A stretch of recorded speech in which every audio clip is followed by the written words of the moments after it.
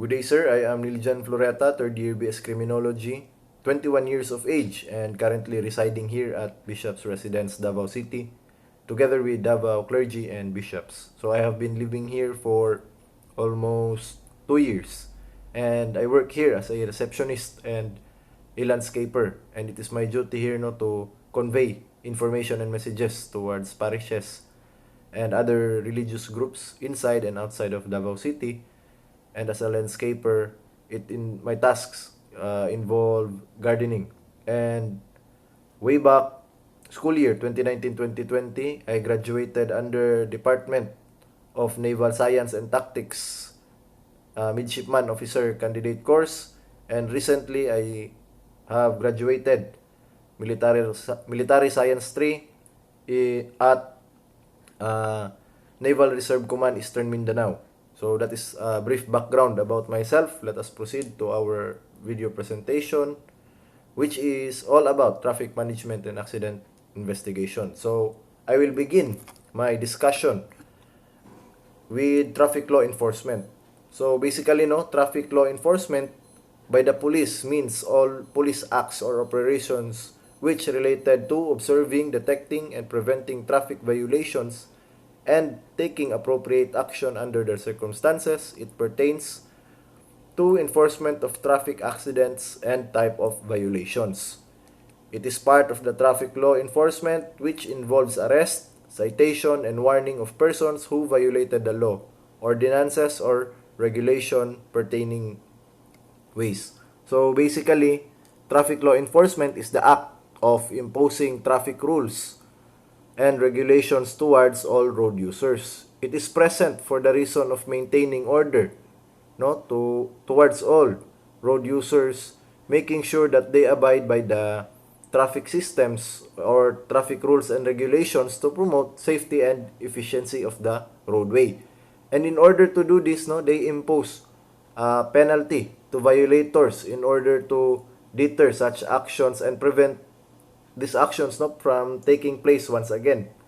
That is why no their law enforcement holds the authority no to arrest or give citation and warning of persons who violated the law, ordinances, or regulation pertaining ways.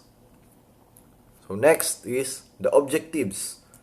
The objectives of traffic law enforcement. So the following no are both the responsibilities and the goals of traffic law enforcement, because the following define the mission and the function of the law enforcement group.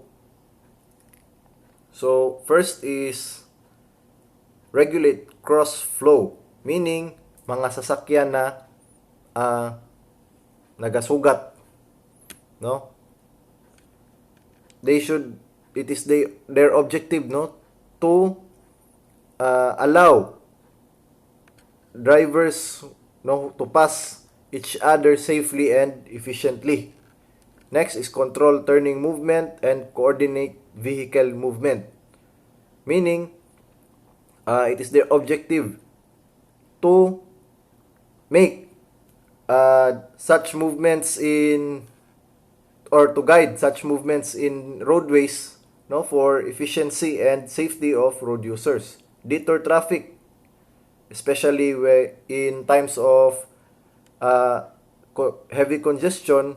Providing detour routes to road users allows decongestion to congested areas, supervise signal obedience, and protect pedestrians, no. Also, it is their objective to restrain pedestrian, prevent illegal parking, because the following may cause accidents or congestion in our roadways. Provide the safety passage of emergency vehicles. No, that's why we can see traffic law enforcers with radios in order to coordinate with their comrades or their co-workers, no, na kapag malayo pa lang ang emergency vehicle, then they will call on to the traffic enforcer no, kung saan dadaan yun na vehicle para maka-giveaway agad ang mga vehicles doon kasi na-inform na ang traffic enforcer, then he will take action onto it by giving way, no? Iyahang ipagilid ang mga sakyanan nga naa sa iyahang area of responsibility. Assist people in seeking information, no? So also, no, traffic enforcers, you can ask traffic enforcers about information regarding traffic laws and rules and regulation. Handle accidents. So traffic law enforcers are the ones that come upon the scene in traffic accidents. Also carry out general police work within your area of responsibility. So those are the objectives, meaning the mission or the goals and the responsibilities of traffic enforcement. So the next one is traffic recommended questions when apprehending a traffic violator. So in cases where a traffic law enforcer apprehended a violator of the traffic rules and regulations, the following are the recommended questions or the frequently asked questions to the violator in order, no, to aid the traffic law enforcer to assess the situation and as well as the violator. So mura siya og basic assessment of the situation and the violator. So first question is, can I see your license? No, so this is very important since the license is the prime equipment of the vehicle operator or the driver that will indicate his eligibility to operate the vehicle. Next is, what is your name? No, to how or to identify the driver or the operator vehicle, because he might be a fugitive or he is not the owner of the license that he presented priorly. Next is, where are you going? Where have you been? No? Saan ka galing at saan ka pupunta? Will you walk over there? Will you turn around and walk back to me? So, questions 5 and 6, no, aids to assess the sobriety. Kung wala ba, no, under the influence of drugs or alcohol ang violator. No, this will examine the mental and physical coordination of the driver or the violator. That's why the following are the recommended questions, because it aids, no, the police or the traffic enforcer to assess the situation and the violator. So next one is kinds of traffic kinds or types of enforcement action to traffic violators. So as traffic law enforcer use their authority to make sure that the traffic laws are properly complied or abided by all road users. They also have the authority, as I have said, no, to give sanctions or penalties towards those road users who have violated traffic laws. No, so the following enforcement actions to violators are acts or actions mandated or approaches, no, in order to deter and prevent such actions or behaviors of the violators para, no, ma-maintain ang efficiency and safety of the roadway. So first is warning or reprimand. So warning, there is no liability, no, it may be, no, so later on it will be explained what is warning, and issuance of citation ticket or ticket citation. So ang i-explain ko muna is number 3, confiscation of license for revocation or suspension.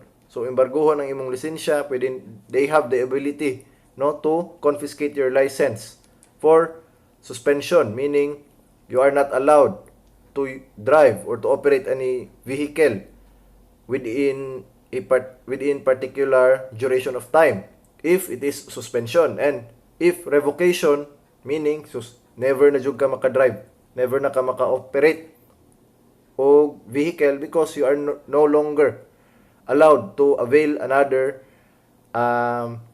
driver's license. Apprehend and arrest.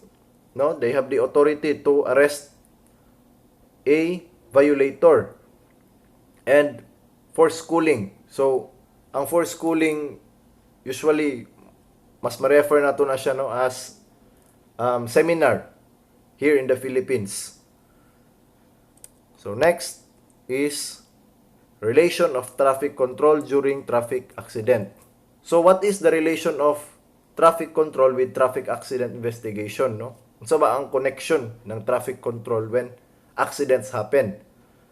Then, the meaning is, or the connection is, traffic control regulates the movement of vehicles and pedestrians in roadways by means of traffic control devices and traffic enforcers. Traffic control's connection with the traffic accident investigation lays in the aid of identifying the error of those involved.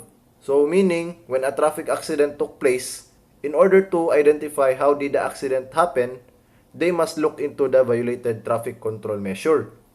Because traffic control measures, no, they serve as the measure to take to have a safe and efficient use of the roadway.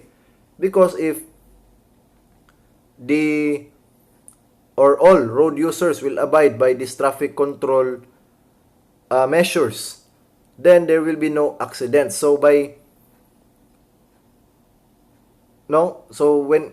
an traffic accident took place, then they will look into first sa traffic control rules within the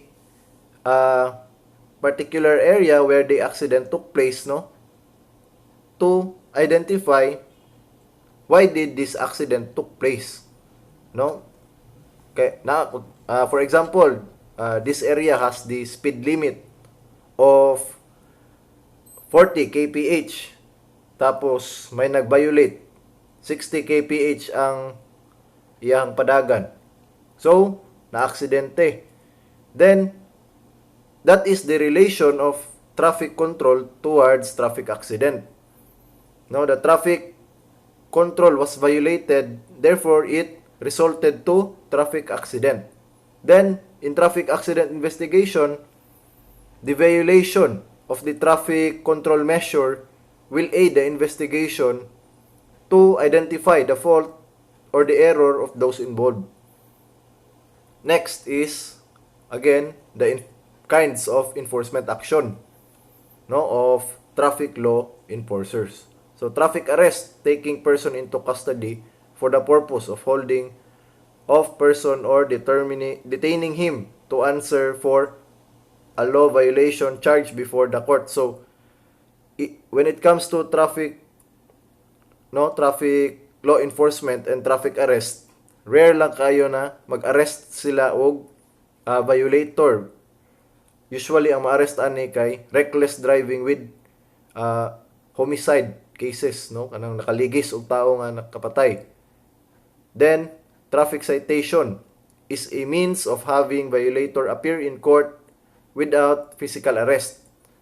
Most common action of law enforcer, this efficient system of punishment by paying fines. So, ang traffic citation is it does not involve arrest towards the violator. Instead, they provide a ticket of citation, which the penalty is fine, malalaki na fine. For example, not wearing seat belts, citation yan 500 ata, 1,000.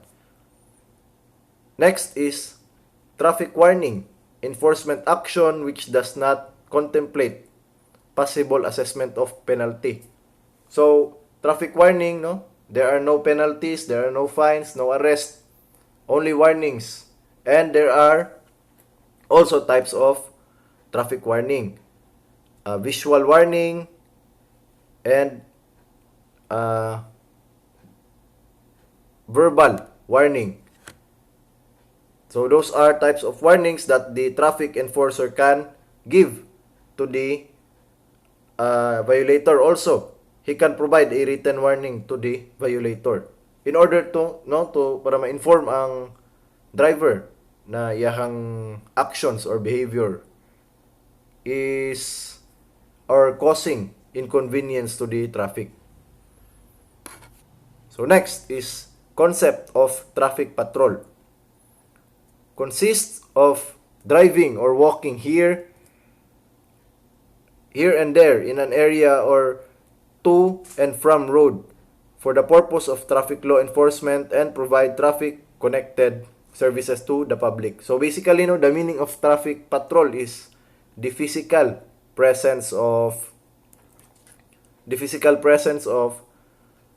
traffic law enforcement by moving or stationary in a particular area to enforce traffic laws and provide services in relation to or with relation to traffic concerns. So that is the meaning of traffic patrol. The meaning of traffic patrol, the presence or physical presence of traffic law enforcers to enforce laws and to help or to aid, give services to the public with connection to traffic. So, the importance of traffic patrol. First is deter violations or deter violation and dangerous driving. Detect and apprehend violators, observe and report traffic conditions, observe and report road conditions, and provide services to the public in connection with emergencies and traffic. So, as we all know, patrolling, even dili pa sa traffic patrolling is a deterrent action by the police force or by any law enforcement organization. It is a deterrent action towards violation and dangerous driving because the presence of law enforcers will send a message towards all road users to abide by the law because they will be apprehended or they will face charges when they violate the rules and regulations of the roadways. Next is detect and apprehend violators. Their presence, then they can instantly apprehend violators when they caught it in the action.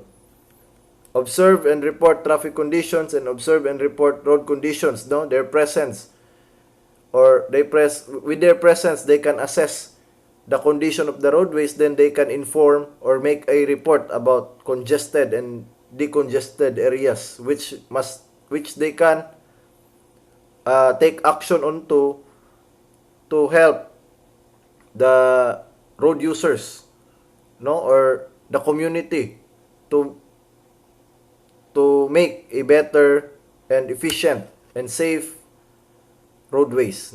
So they will see with these observations, they will see room for improvement sa mga areas na ilahang gipang observe. Provide services to the public in connection with emergencies and traffic. So as I have said, ang current traffic patrol, they will aid emergency vehicles to pass freely or quickly than it is because they can control the traffic, mag-give way ang mga sasakyan kay ilahan mo ng pagbalin sa gilid, or they will make detour routes para sa mga road users para mas ma-prioritize ang emergency vehicles. And also in emergency incidents, dali lang nila marespondihan because they are in patrol. And also in patrol, in patrol there is two types, no, or two types of enforcement that can be applied in patrolling. Efficient, quality and quantity enforcement. So in patrol diri na to ma-apply ang quantity of enforcement, no. They will put more officers or more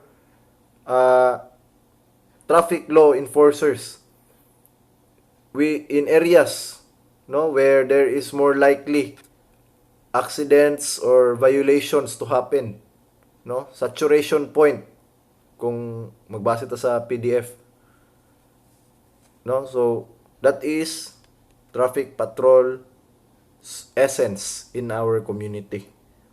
Types of traffic patrol. Traffic patrol may be conducted on area or lines basis, which refers to stationary observation or detect drivers' behavior and observation of road condition. So meaning, no, it is another definition of the concept of traffic patrol. So the following, no, there are 5 given types of traffic patrol. First is line patrol, conduct observation either moving or stationary. Observation at a certain route or point of major street in a city. So mao ni sila ang mga nasa mga public highway na to makita or sa mga diversion road, no, na magsubay-subay. Also, area patrol conducts observation either by moving or stationary observation in a certain area which include the number of street or highways.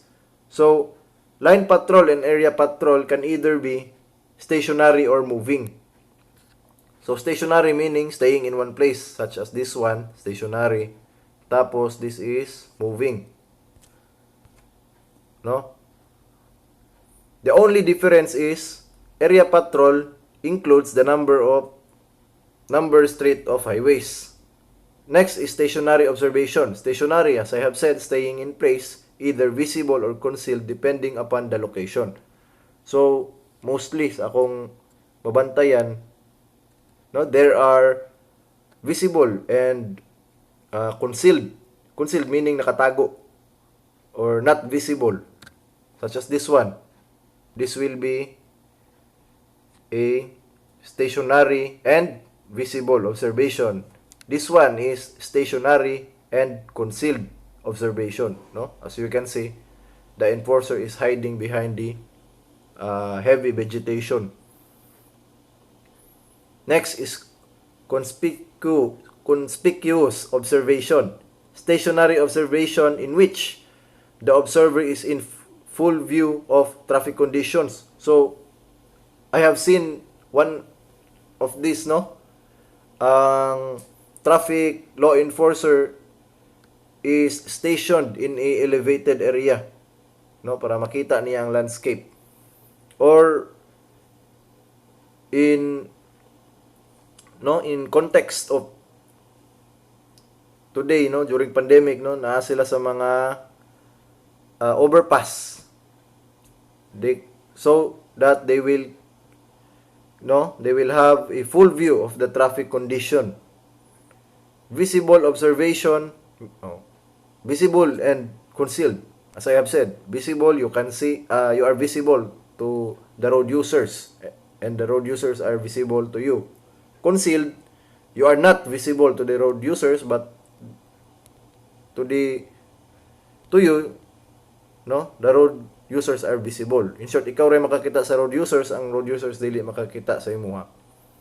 And concealed observation has more potential to give or to apprehend violators, no, kay daghan mas mukiat ug walay nagtuo nga naay enforcer ana ang area.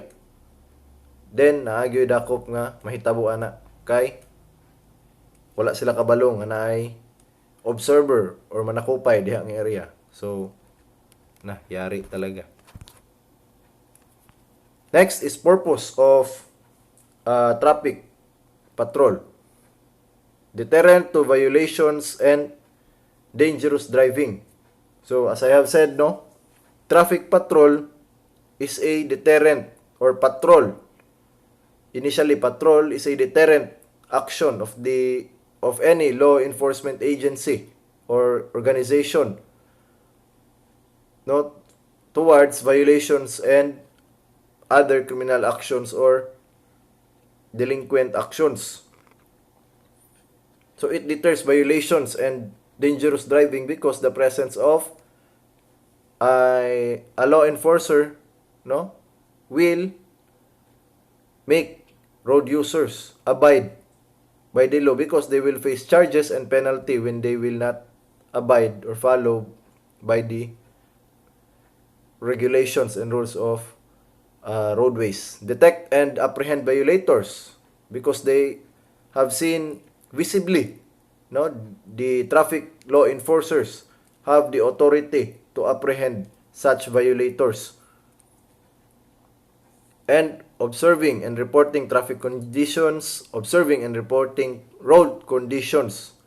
So with their presence, they can assess the situation or the condition of the particular roadways and create a report in order to make amends. They will see room for improvement that will help all road users to have efficient and safety in using the road. Provide certain services. So traffic law enforcers can give services that relates with traffic, such as directions. So ito kasalanan ng directions. Handling emergencies to keep traffic flow smooth by giving detour routes and allowing emergency vehicles take the right of way in a quick action. Next is what is a traffic accident. So what is a traffic accident? Occurs when a vehicle collides with another vehicle, pedestrian, animal, road debris, or other stationary obstruction such as tree or utility pole. An accident is any happening beyond the control of a person, the consequences of which are not foreseeable. Meaning, ang accident is not sometimes human error or a vehicle error, but most of the time, it is just a unfortunate situation that the driver will experience because sino ba namang may gusto na maaksidente or madisgrasya that will cause injury or even death? Who would like that? There is no criminal liability in an accident. But there will be administrative liability, provided the following requisites or elements under the law must be satisfied. So there will be no criminal liability if the following are followed, but there is always administrative liability in accidents. But sometimes there are no criminal liability if the following will be observed. So the following are performance of a lawful act with due care, causes injury to another by mere accident without any fault or intention of causing it. So ang concept of traffic accident is the collision of any material or object that involves a vehicle. Masakyanan, mapuno man ang nabanggaan sa sasakyan, utility pole, mga bato, it will be considered as a accident. Causes of traffic accident. Direct causes Usually, only 4 direct causes are considered in accident investigation, such as initial behavior of the vehicle operator, the speed, delayed perception, faulty evasive action.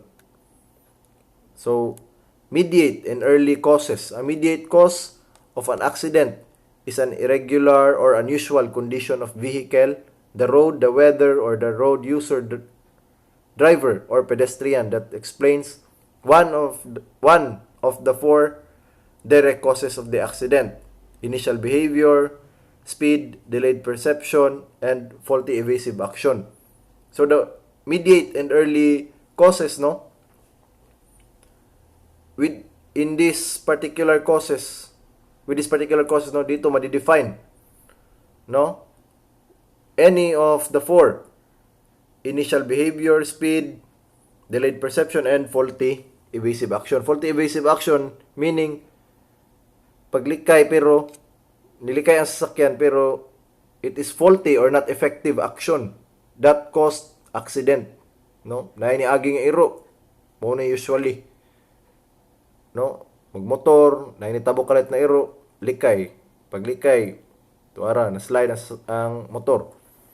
Early causes. An early cause of an accident results from the act of any individual or the failure to act by any person which creates conditions leading to the chain of events making up an accident. Early cause of an accident is an accident or negligence in the part of any individual or an organization which causes or permits a mediate cause to exist. No? So basically, ang main lang jud ani 4 direct causes. No, mao ni sila. So that is or those are the causes of traffic investigation. Next is concept of traffic investigation. A formal or systematic examination and research to provide evidence to identify the cause of the incident. Traffic accident investigation determines the following, no? Such as any type of investigation, pirmi jud na ma-involve ang 5 W's and 1 H. What happened, when, and who was involved, where did it happen, why did it happen, how did the accident occur. So, the 5 W's and an H, no? By attaining these 5 questions, 6 questions, then you will, or the investigator can formulate the conclusion of the accident. No, so that is the concept of traffic investigation. A formal or systematic examination and research to provide evidence to identify the cause of incident, no, by answering these following questions. Initial approach of traffic investigator.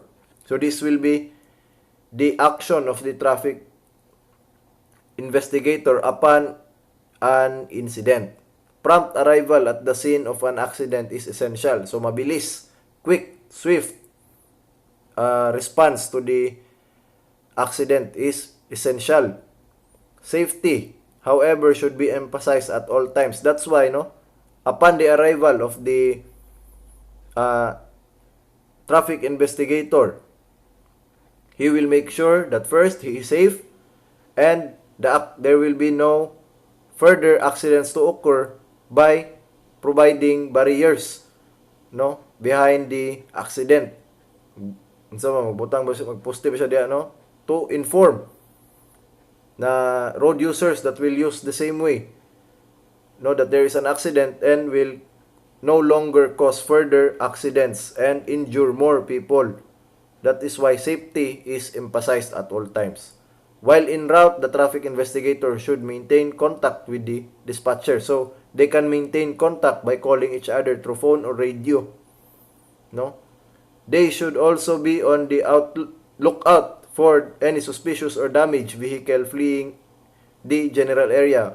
So why? Because these suspicious or damaged vehicles may be involved in the accident, or basin og mao gani siguro na ang cause of the accident. That's why they must be vigilant in these situations, especially with the suspicious and damaged cars fleeing the general area. Next is the importance of sketch in traffic investigation. So sketch are visual representation of the incident. The contents of the sketch depicts the accident and the surrounding area, as well as the vehicles and the people involved. Sketch is important due to the following reasons. Sketch serve four purposes. Help explain the accident, because as a incident reconstruction, then it is more easily to comprehend and to understand the situation by this sketch or by visual representation.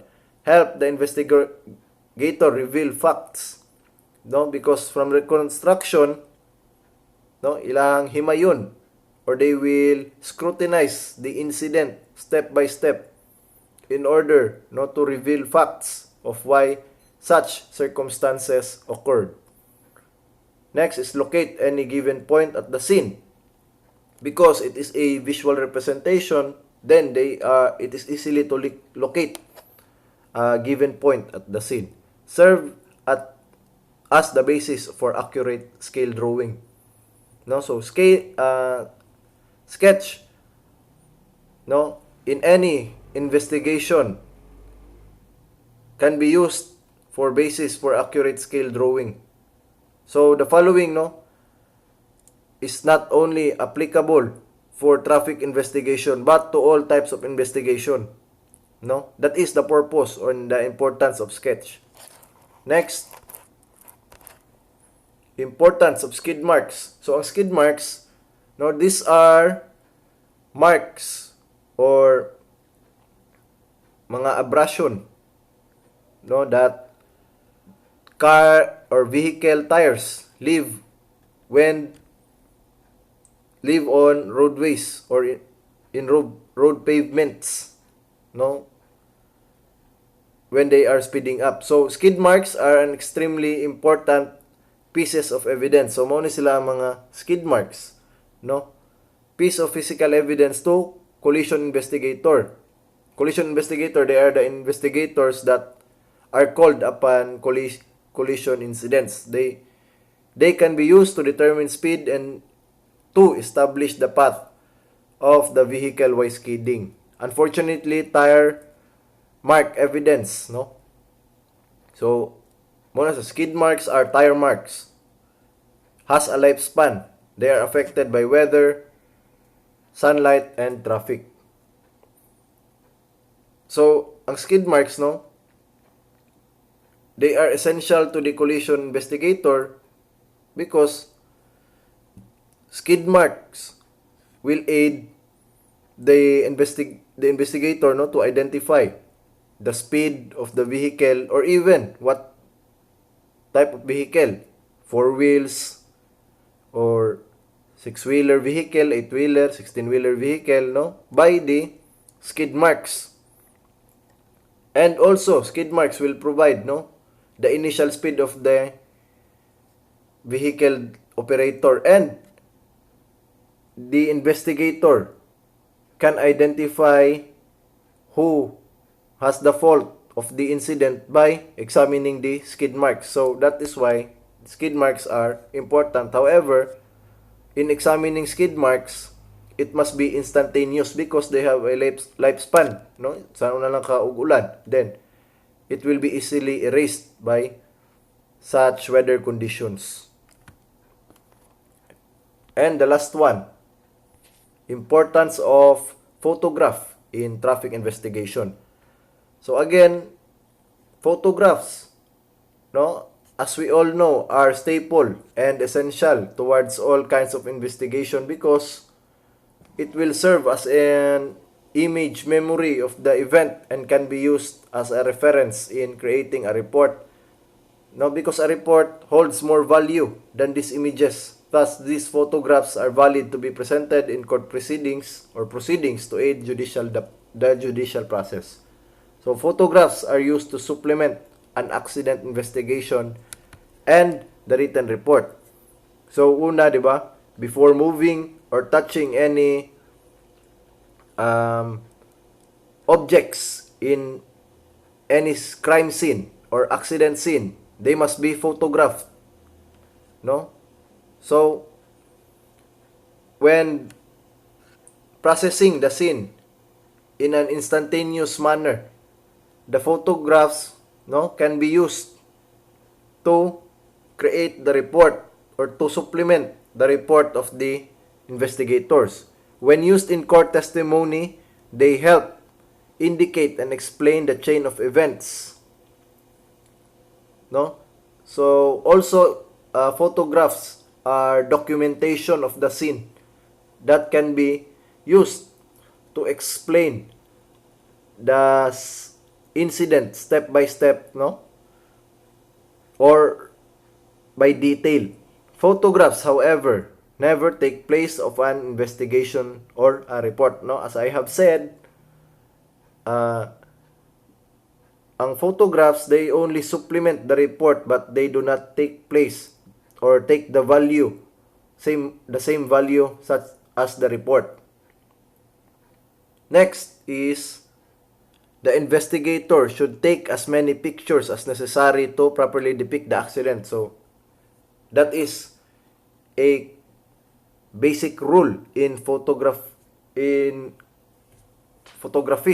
No? Take as much as possible and in many angles as possible, no, to depict the scene and to see or to visualize the scene effectively.